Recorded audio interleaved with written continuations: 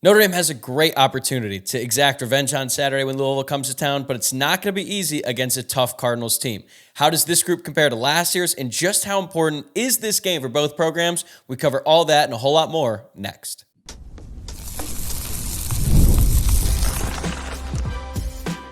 You are Locked On Irish, your daily podcast on the Notre Dame Fighting Irish. Part of the Locked On Podcast Network, your team every day. What's up and welcome in. This is Locked On Irish, your daily Notre Dame podcast, and I'm your host, Tyler Wojciak. I'm a Notre Dame alum and producer at Fox Sports, and I'm thrilled to have you here on Thursday, September 26th, and thanks for starting your day right here by making this your first listen of the day. We are free and available wherever you get podcasts, plus you can watch the full thing on YouTube as well. I'd greatly appreciate it if you gave this video a thumbs up and subscribe to the channel if you are watching on YouTube, or if you're listening to the pod, please rate, review, and subscribe there as well.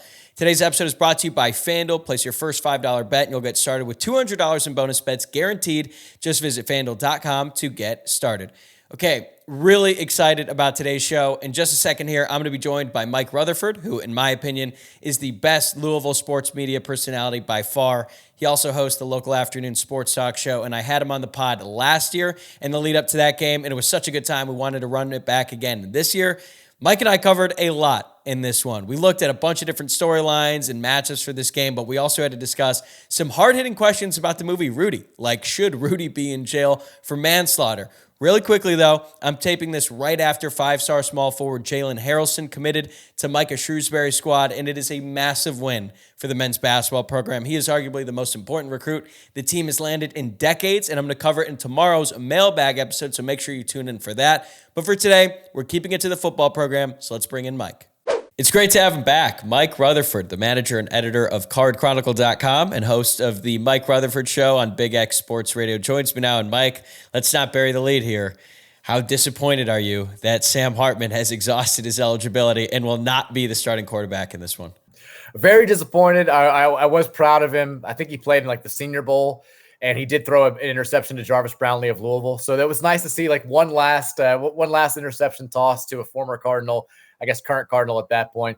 But I was on, I went on ACC Network yesterday, and I was like, I've got to say, 2 years ago, Sam Hartman comes into L&N Stadium, throws 1 million interceptions. He goes to Notre Dame. All the Notre Dame fans are like, well, it's going to be different now. He's got better pieces around him. And then he throws 1 million interceptions against Louisville again. Riley Leonard last year came to Louisville with a nationally ranked Duke team, got bottled up, scored a total of 0 points. Now he goes to Notre Dame. Everyone's like, oh, it's going to be different. Math and science tell us, Tyler, that Notre Dame is going to score 0 points on Saturday. So if you can find a line out there on one of these gambling sites that gives you 0, bet the house, make millions of dollars, retire early. I watched the Notre Dame Louisville game again recently. I put myself through that torture, and it is honestly shocking just how bad Sam Hartman was in that game and the previous game against Louisville. So in his final 2 games against the Cardinals, he had 6 interceptions and 5 fumbles lost for a grand total of 11 turnovers in 8 quarters of play. I actually find that to be impressive because it's a level of incompetence that I didn't know was possible. It is amazing. And the crazy thing, so we watched we watched the game back in the summer for my radio show. We did like a group project, go back and do a rewinder series. The announcers also, like, they spend the first like 15 minutes of the game just harping about his streak of consecutive pass attempts without an interception. And like, it's almost like they were leading up to it. It's like they wrote the script, but it was crazy to see that happen. And he did look really rattled after that first series and that first pick that he threw to Quincy Riley, and never seemed to really recover from that. But yeah, he felt ghost the moment he walked into Cardinal Stadium. The good thing for Riley Leonard is he doesn't have to go to Cardinal Stadium this year. The game's going to be in South Bend, so maybe he can shake some of the demons from his performance last year, where he was, to be fair, pretty dinged up in that game. I could not believe that he played in that game. I was genuinely shocked because he literally left the field in crutches, and the injury itself, because it was against Notre Dame, it was on the last play of the game, it looked really bad. Like, Notre Dame's defensive tackle, Howard Cross, fell on him. He landed awkwardly, and it was one of those immediately he starts screaming in pain. And then I remember seeing that he was going to play against Louisville, and I was like, what is he doing? I think I hammered Louisville in that game, and what, it worked out because I couldn't believe he tried. He's a competitor.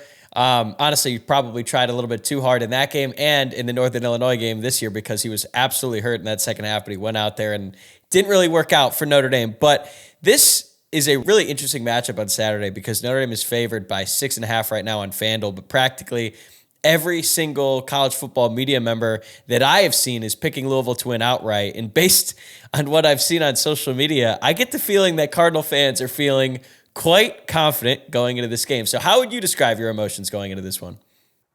I'm not that confident, at least as confident as your sort of. I think I would be if we didn't have all the injuries piling up right now. I think that that's a huge concern for Louisville going into this game. I actually just mentioned Quincy Riley had the first interception last year against Sam Hartman.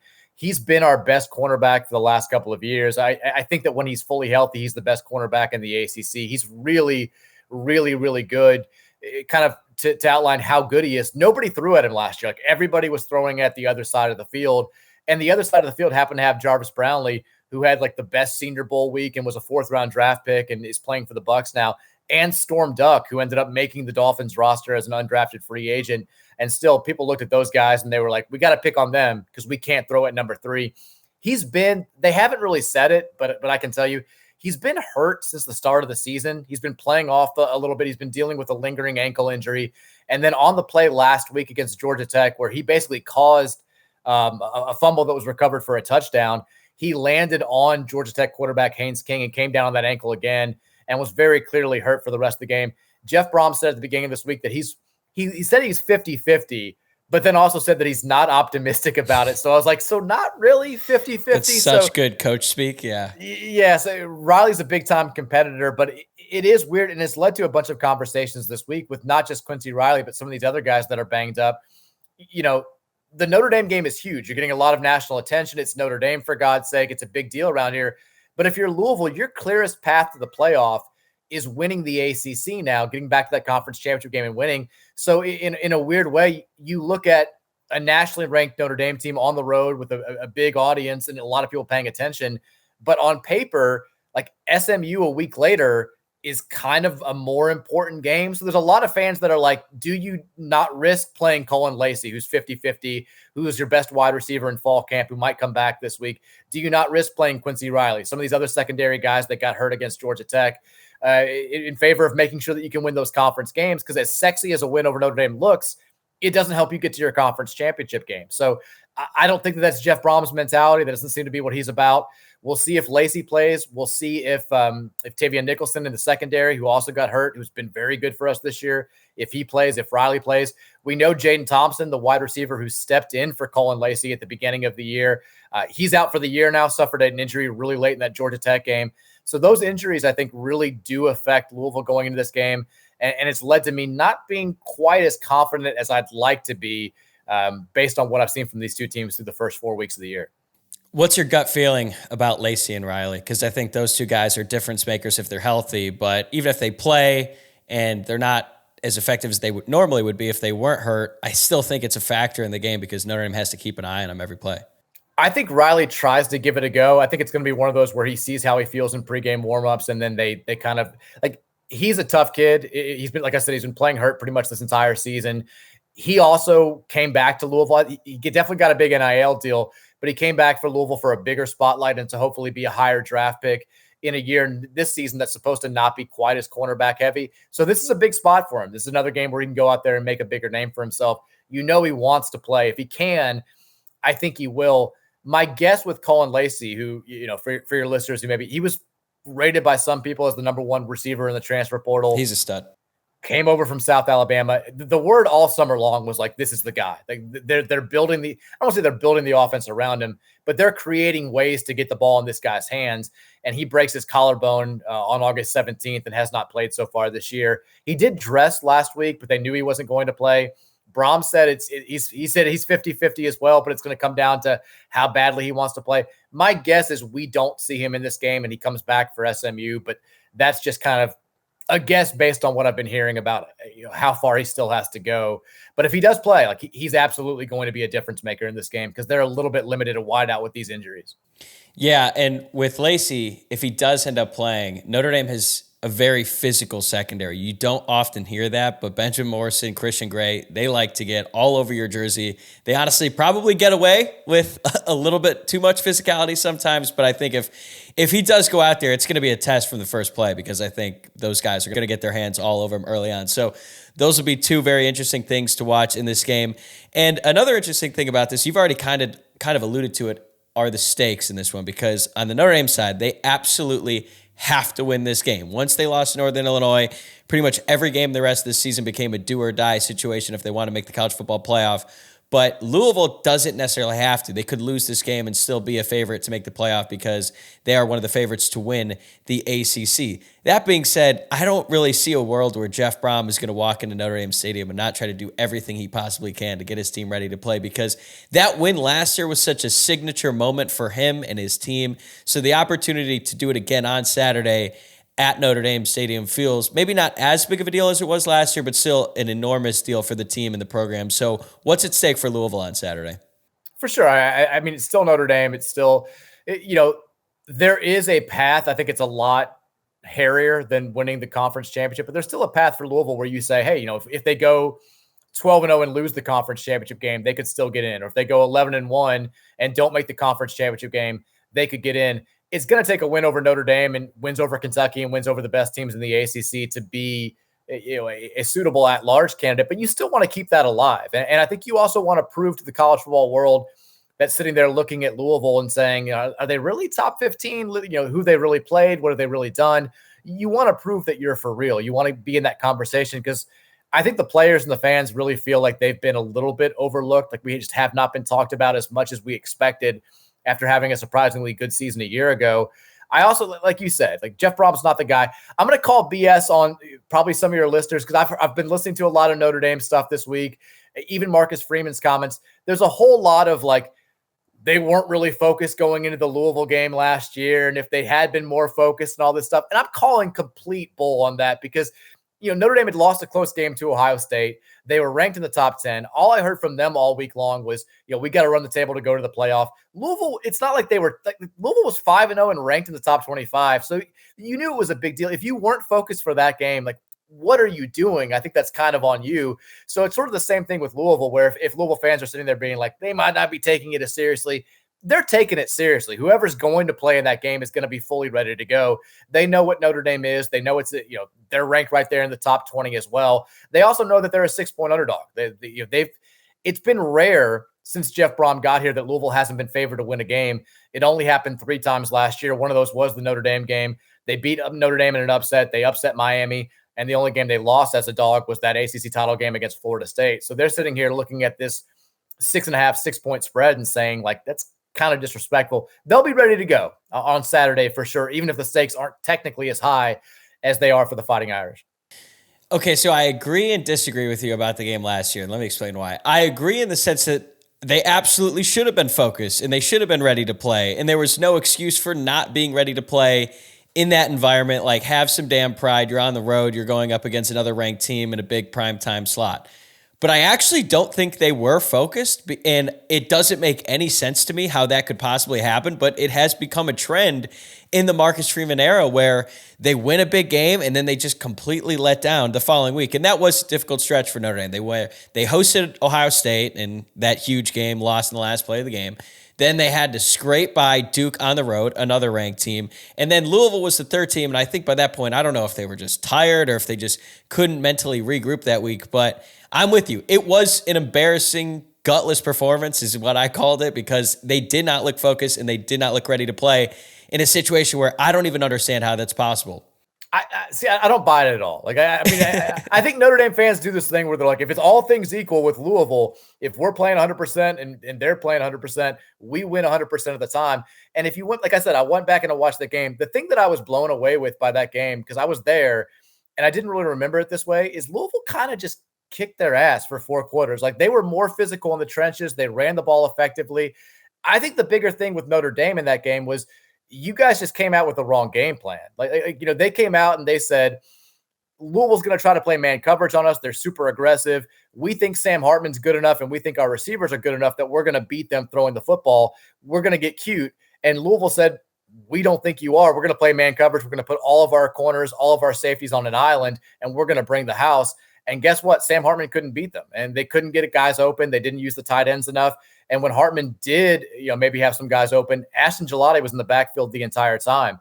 Everyone's talking about Joe Alt being one of the top 3 offensive linemen in the NFL already. Mason Reiger blew him up for a sack last year, just went right through him, knocked him on his behind, and got to the quarterback. Louisville was just more physical than Notre Dame in that game, which I remembered it being closer than it was when I actually went back and watched it. And I think by the time that Notre Dame tried to make more of a commitment to the run, it was already a little bit too late. They were already playing from behind. They just didn't capitalize on the play. Now, I think this year, both teams know exactly what they're going to do. Like Notre Dame's going to line up. They're going to try to run the ball right at Louisville. Louisville's going to dare Riley Leonard to throw deep. And I'm not sure that Louisville, at least so far, has been as physical as they were a year ago up front. So I think that that's part of the reason why I'm more concerned about this game. But it's not going to, like, Notre Dame can basically line up and be like, I'm going to tell you what I'm going to do. We're going off tackle here with Jeremiah, or Riley's going to keep it, and they think that they can get 6 or 7 yards, and it's going to be on Louisville to stop them up front. Whether Riley plays or not, they're going to put their corners and their defensive backs on an island and say, look, if you beat us deep, tip of the cap, kudos to you, but we're going to make you prove it. We're not going to have 10-play, 80-yard drives where you run it for 7 yards every single time. I don't want to spend too much time on last year's game, but it also doesn't help when your quarterback has 5 turnovers. There's not really that many game plans that are suited when your quarterback has that type of a performance. And you're right.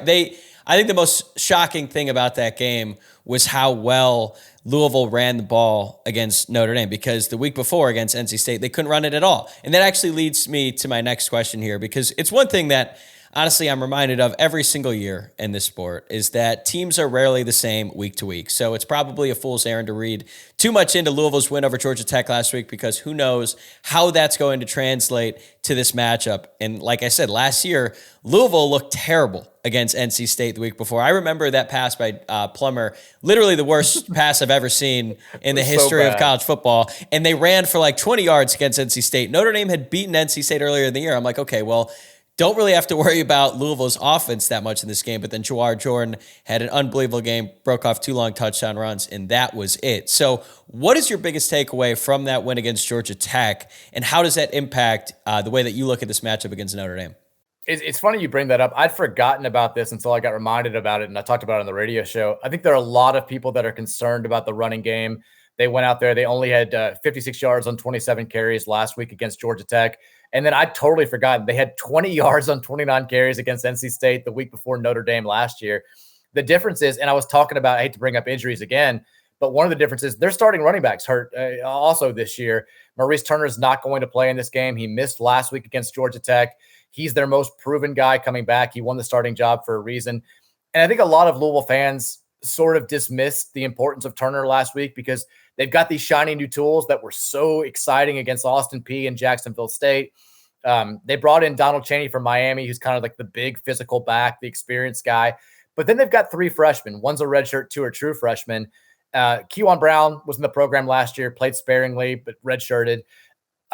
Duke Watson was not expected to play much this year. I think they fully still expect him to redshirt. We'll see if he plays in this game at all on Saturday.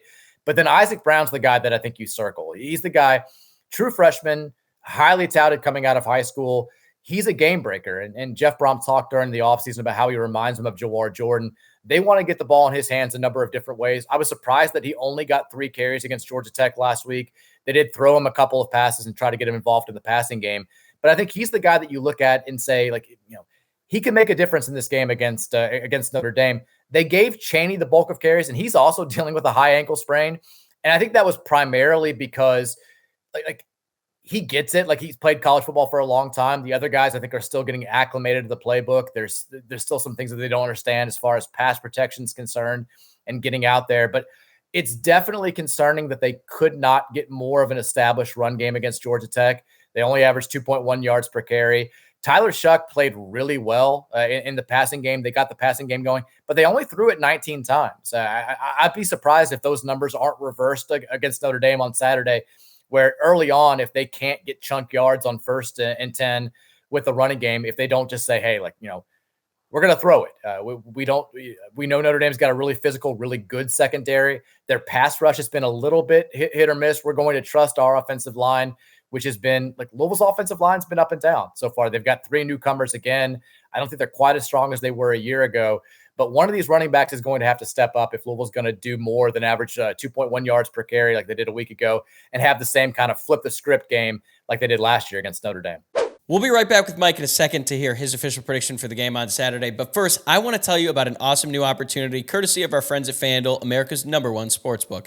If you're an NFL fan, you can start the season with a big return on FanDuel. So when you get a hunch in the middle of the game, you can check out the latest stats, view live play-by-play, and so much more on the same page where you place your bets. You'll get started with $200 in bonus bets guaranteed when you place your first $5 bet. Okay. Thursday night football tonight. You know, I've been taking the Giants all week long, looking ahead to this game. Right now, they are plus 5.5 on FanDuel. I am taking the Giants to cover against the Dallas Cowboys, but I also got a same-game parlay for you. So 4 legs, same-game parlay, anytime touchdown score for CeeDee Lamb, Malik Neighbors, Ezekiel Elliott, and Devin Singletary.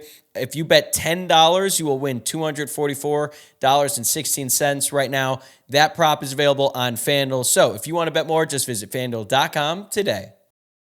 I've been surprised at how good Tyler Shough has looked this year. He's definitely older, has a couple kids, probably been through a divorce at this point, and yet still somehow has eligibility. He has dominated everyone that Louisville has faced so far, even though I think we can both admit it's been majority weak competition. What are you looking to see from him on Saturday going up against what has been an elite secondary on Notre Dame? I love that Tyler Shough played 7 years of college football and leans into the joke every time he's interviewed. He got married during the summer. He missed part of spring practice to go get married. And he's kind of talking about, he's like, you know, they're asking him about it being 7th year of college football. And he's like, what do you want me to say? He's like, it's a job now for me. And it's not even, he's like, I've got to take some classes. So I'm taking women in hip hop. I'm taking something else.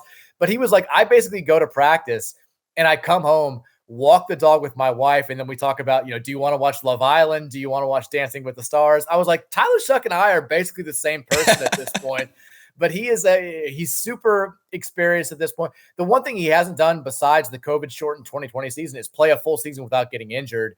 That's been the biggest thing. I think he's sick of hearing about it. Louisville fans are kind of sick of hearing about it too, but I think part of the reasons why Jeff Brom and company took a flyer on him, it hasn't been injuries where you're more susceptible to having them again. It hasn't been like a bunch of ACLs or recurring lower body injuries. It's been freak, just bone breaks that you can't really plan for that just sort of happen.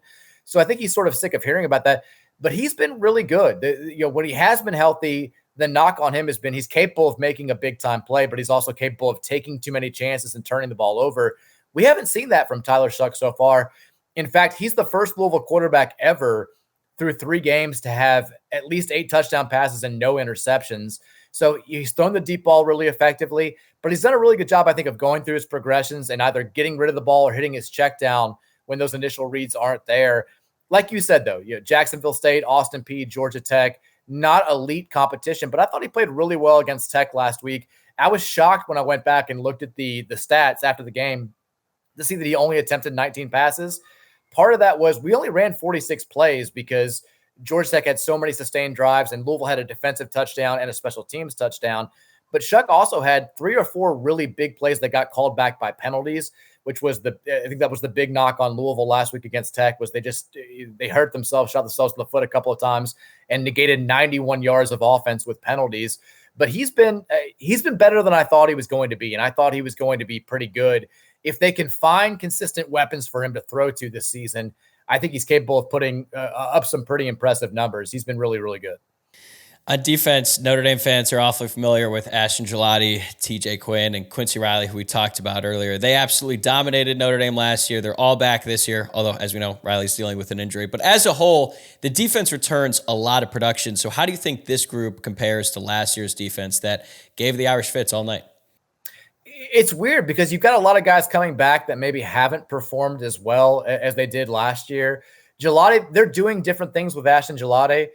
They've moved him inside a little bit. They've had him standing up. They've had him with his hand in the dirt. They're trying to, I think, utilize his skill set in a variety of ways.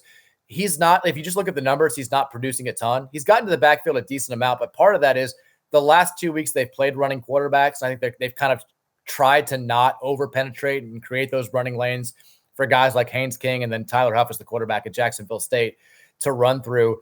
He's also demanding a lot of attention. Like the word's kind of out about Ashton. And so you've got a lot of double teams. You've got a lot of focus on him. It's created opportunities for a guy like Tramel Logan, who transferred over from South Florida to produce a ton of sacks and get in the backfield a bunch on the other side of the ball. The linebackers are, I think I could say, a concern right now. They were sort of seen as the weak unit in the defense last year, and they really stepped up. And a guy like TJ Quinn surprised a lot of people. Antonio Watts surprised a lot of people. They've been, it's weird. They've been like out of place a lot of times on the big plays that they've given up. If you go back and look at it, like Quinn and Stanquan Clark, who's a sophomore that they expect a lot of, he was a big time recruit who played a little bit last year. They kind of allowed themselves to get blocked by the same guy on a couple of plays last week because they were just in the wrong spots. Antonio Watts has been not what he was a year ago, which is awkward a little bit too. And then Ben Perry is another experienced guy that plays that card kind of rover position, and he's been sort of hit or miss. So TJ Quinn was fantastic against Notre Dame last year, led the team in tackles, seemed to be really blowing up. I think maybe having a simplified game plan this week where they're fully focused on stopping the run and not having to deal with, Haynes King throws a good deep ball, and he beat us over the top a couple of times last week. They're going to be less concerned about Riley Leonard throwing against them until he proves he can do it for a full game. So I think maybe simplifying the game plan will be better for a guy like TJ Quinn and a guy like Stanquan Clark. But the linebackers so far have been a little bit hit or miss. But those guys up front that you talked about, including Destel at nose tackle, who's also back this year, they've been good, as you'd expect them to be. Ramon Purrier is also back. I mentioned Mason Reiger. Unfortunately, he's out for the year with an injury. I don't think they've said it officially, but he's not going to play anytime soon. So that was a hit to the defensive line. But the defensive line's good. The secondary, when they're healthy, they're good. The linebackers, I think, a little bit of a concern right now for U of L. To me, the way that these two teams match up is strength on strength and weakness on weakness on both sides of the ball, because Louisville wants to pass the ball on offense. Notre Dame can shut down the pass on defense. Notre Dame can run. Louisville can stop the run. Louisville hasn't run it that well. Notre Dame has struggled stopping the run on a consistent basis. You get my point. So of all the different matchups at play here, what do you think will ultimately decide the game? Well, I think you're totally right. First of all, I think it's good on good. I think it's going to be how well Louisville stops the Notre Dame run. Because I think if you've got three guys on that side of the ball averaging 7 yards per carry, that's outrageous. If they're able to continue to do that, and I think last year, like Jeremiah Love came into the game leading. Yeah, he played nation, sparingly. Yeah, in yards per carry. I think he was maybe dinged up because I remember being shocked that they weren't going to him more in that game and just kind of running on Louisville, and they were throwing the ball so much. But if you allow Notre Dame to get 4 or 5, 6 yards on first down when everybody knows they're going to run it and just continue to do that the entire game, there's only so much you can do. And I think that puts pressure on Louisville's offense to put up a lot of points with maybe a limited number of possessions for a second straight week.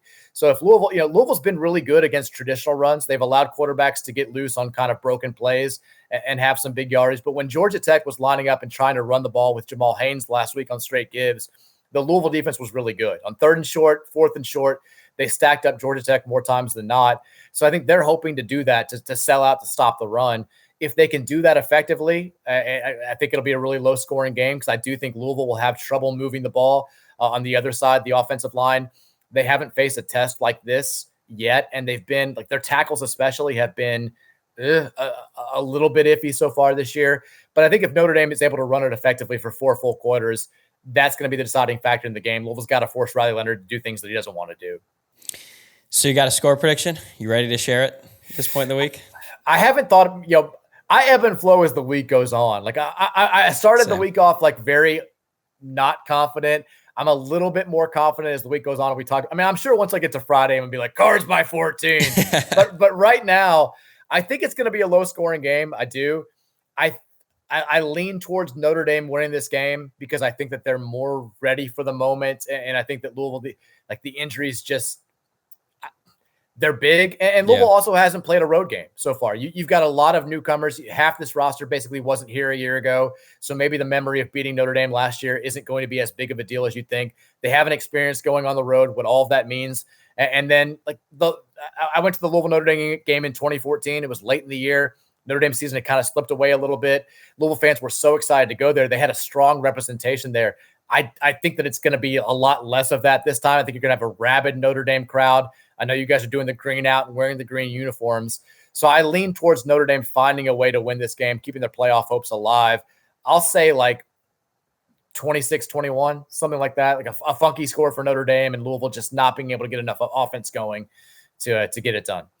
Yeah, I said 27-17 earlier in the week, and part of me thinks that Notre Dame is going to score late. It's going to be like a backdoor cover because there's just so much riding on this game for Marcus Freeman and the team. They absolutely have to win this one. And the one thing that Marcus Freeman has been able to do on a consistent basis is get his team ready to play when their backs are against the wall. And to be honest, their backs have been against the wall ever since that Northern Illinois game, even though they have outscored the last two opponents 94-10. There is certainly a lot of tension in this fan base right now. So it should be a lot of fun. But while I have you here, I've got to ask you about the movie Rudy, and I want to run something by you. We talked about this when I had you on last year. Your article about how much of an asshole Rudy's dad is, one of my favorite things I've ever read. It's so good.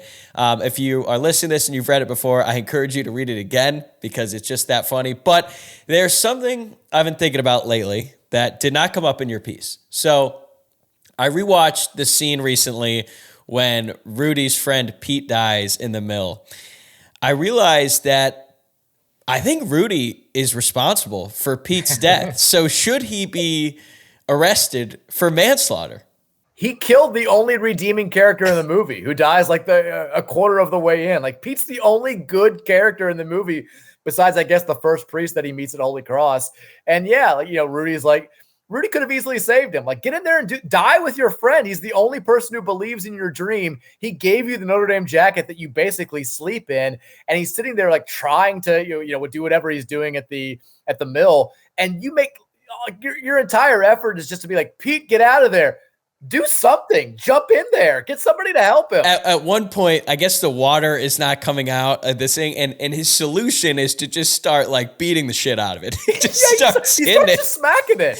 And then Pete, and it's like, dude, maybe do literally anything else. Like, how incompetent are you that you can't even do this correctly? And now your best friend dies, and I don't know. I didn't see the police report, but I think that they should consider looking into it a little bit further. It's like a Mission Impossible explosion too, where like it goes off and like Pete's like on fire body is like soaring through the air. It's a traumatic death. It's a very gruesome death in a kid's movie, basically. I'm shocked that they showed that. Where like he's like covering his eyes. At least to have the decency to watch your friend die when you caused it. Yeah, the more that goes on, the more that stuff piles up. Like I'm not sure that the fictional Rudy is any better than the real Rudy. They both belong in jail, it sounds like. But yeah, there's certainly I went to 1 year of law school. I'm not sure what degree of manslaughter you could get Rudy for, but there's something they could have thrown at him. I think that something should have happened to him. He killed Pete. I think he killed Pete. Doesn't get talked about enough. And just watching that scene over again, it's like, what are you doing, dude? Like, what is that going to accomplish? But like, as much as it's easy to make fun of Rudy, I still love the movie, and I'm able to separate like the art from the reality, because I think what has changed the way that people perceive the movie, because now it's like one of the most polarizing ones out there, is that the real Rudy doesn't sound like such a great dude. But you've got kids. Are you going to show them Rudy? Oh yeah. I mean, I watched Rudy a ton. I saw Rudy in the theater with my older brother when I was like 9, and it's still like, if nothing else, for the accoutrement, like the shots of Notre Dame are very cool. The music is fantastic. I was talking about my co-host on the radio show is like, he's a younger guy. He's like 25 years old. And I was asking him about, just like, what's your sense of Notre Dame football? Like, is there an aura? Is there a mystique? Because I think people younger like view Notre Dame a little bit differently than people who are my age. I just turned 40. And I do think that like talking to people, a big part of the reason why I view Notre Dame differently, one is where I grew up. I mean, like Louisville's a gigantic Catholic community. I went to Catholic school. Like Notre Dame's a big deal around here. But like the movie Rudy, I do think is a huge part of like why a lot of people view Notre Dame with this feeling. Like I learned a lot about what I know about Notre Dame football through seeing Rudy. Like the shots. I remember when I went to the grotto for the first time, it was like, oh, this is where Rudy prays. Like all this stuff. Like it's a lot of it is dedicated to the movie. I still like the movie. I do. But rewatching it as an adult, you're like, damn, like this guy, the worst family alive. His brother steals his girlfriend. His dad's the biggest asshole imaginable. Like nobody in this movie is redeemable at all. Vince Vaughn's terrible. Like they treat him like shit until the very end. So I found out recently, I was listening to a podcast with Bill Simmons and Kyle Brand. They do a rewatchables about it. And apparently, I don't know if you know this, there is a director's cut, an extended version in which Vince Vaughn is in it more. And he basically like is 10 times worse. They're at a bar in one scene and he's hitting on the girl that Rudy was into and basically told Rudy to scram. I mean, maybe it's a good thing for Vince Vaughn's career that they didn't include it, because I don't know if he would have been able to come back from that. It's totally against his sort of like funny, like self-deprecating, humorous guy, because he was a real prick in that movie. The thing that offends me more than like his overall attitude is his running style. Like it's the one thing, like the football scenes are pretty good in that movie. Like bad sports scenes really bug me. I'm the guy who's like, that actor's never played baseball. I can't stand the way that he's throwing. But when he gets the handoff and he's just like kind of like stands straight up and like falls back before he even gets it, I'm like, doesn't sit right with me. I don't like the way that Vince Vaughn or whoever his stunt double is running there. It drives me crazy every time I watch the movie. Yeah, and how about the PA announcer just being like, oh, yep, there he goes. That guy was a disappointment. Doesn't hold back at all. God, what was his name? It was it's Jamie something, right? Jamie O'Malley? No. Jamie O'Malley sounds right. I think that's he's like career been a bit of a disappointment. Like, Jesus. And his senior day, his last game in Notre Dame Stadium, like, yep, highly touted recruit. Safe to say he's been a disappointment so far in his career. And then it doesn't make any sense because he's like so mean to Rudy this whole movie. And then all of a sudden he decides to go against the coach's play call to run a halfback pass when the game is decided to give Rudy a shot to play. It's like, dude, you've been a douche to Rudy this entire game or this entire movie. And now all of a sudden you're going to do one of the most absurd things I've ever even seen, a halfback pass when you probably should be taking a knee just to help your guy out. Like they never really answer why he makes that decision.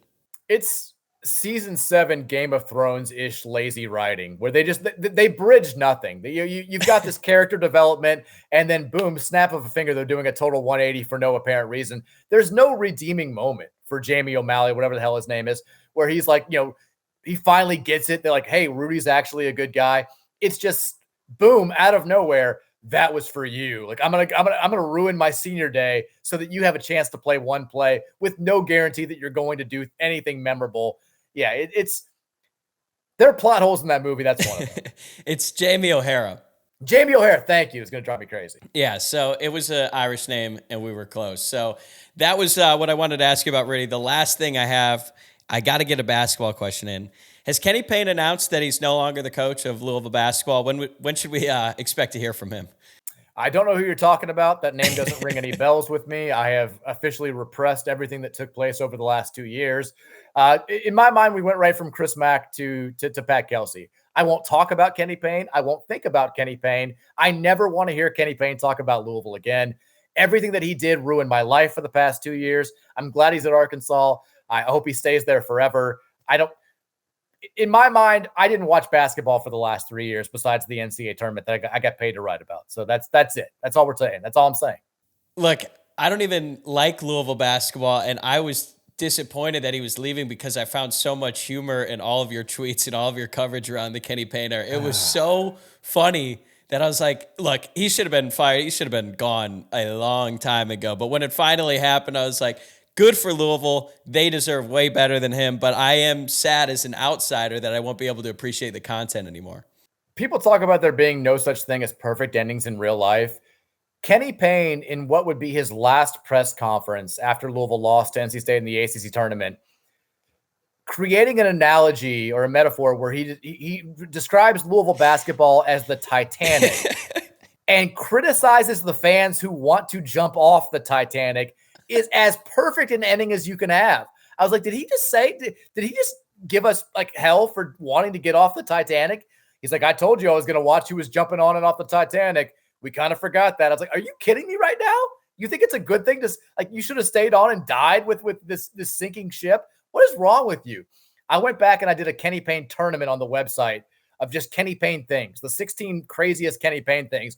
I'd forgotten how bad it got. I think that quote ended up winning it just because it was the perfect bookend to what was the most disastrous coaching tenure I've ever experienced in my entire life.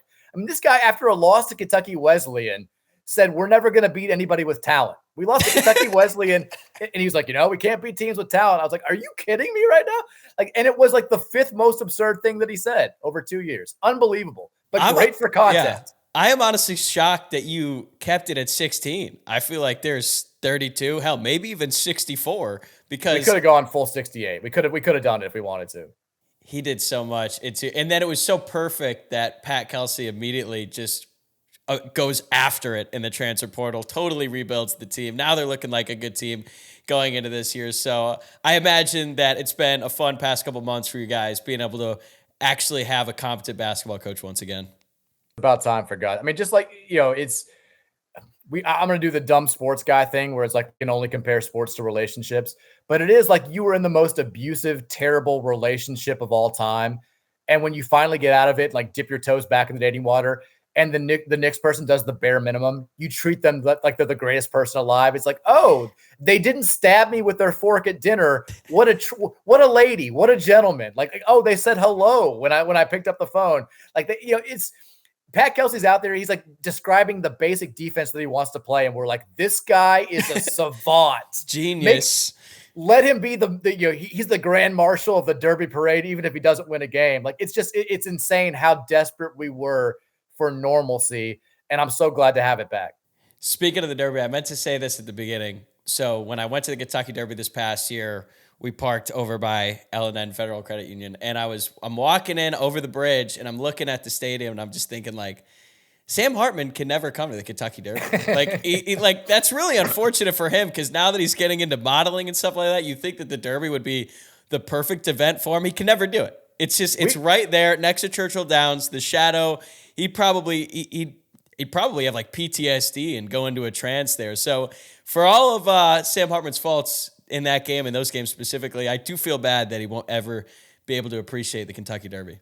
There were a lot of jokes about like welcoming him to the Derby, making him like an honored guest, and then just fading the hell out of his bets. Like every time he picked a horse, we're like, well, favorite's not winning this one. Like, let's go with the 4 horse. But yeah, if I were him, I would probably not want to step foot in the city again. It was definitely a house of horrors for him. All right, man. This was a pleasure, as always. Last year, I think I told you to enjoy the game. We all saw how that played out, so I'm not going to do that this time around. I hope you have an absolutely miserable Saturday, but enjoy a much better basketball season. You cool with that? I'm cool with that. We're going to South Bend, so I'm excited about it. I'm hoping the trip's going to be worth it, but hopefully the rain stays away and we get a great game. But yeah, it should be fun regardless. Today's episode is brought to you by PrizePicks. PrizePicks is the easiest and most exciting way to play daily fantasy sports. All you do is pick more or less on 2 to 6 player stat projections and watch the winnings roll in. You can now win up to 100 times your money on PrizePicks with as little as 4 correct picks. PrizePicks is the best way to get action on sports in most states, including California, Texas, and Georgia. PrizePicks puts their members first, so all withdrawals are fast, safe, and secure. When my picks hit, I can get my money in as quick as 15 minutes. My favorite thing about PrizePicks is how fun the experience is while being so simple at the same time. Plus, I can play out here in California, which is huge for me. Download the PrizePicks app today and use code LOCKEDONCollege and get $50 instantly when you play $5. That's code LOCKEDONCollege on PrizePicks to get $50 instantly when you play $5. You don't even need to win to receive the $50 bonus. It's guaranteed. PrizePicks, run your game. That's a wrap for this episode. Thanks again for making Locked On Irish your first listen of the day. Remember, we got the Friday mailbag coming your way tomorrow morning, plus my thoughts on the 5-star Jalen Harrelson's commitment to Notre Dame and what a big win that is for the men's basketball program. Make sure you tune in for that, and remember to subscribe on YouTube or wherever you're listening to the podcast. For your second listen, check out the Locked On College Football podcast. I'll see you guys tomorrow.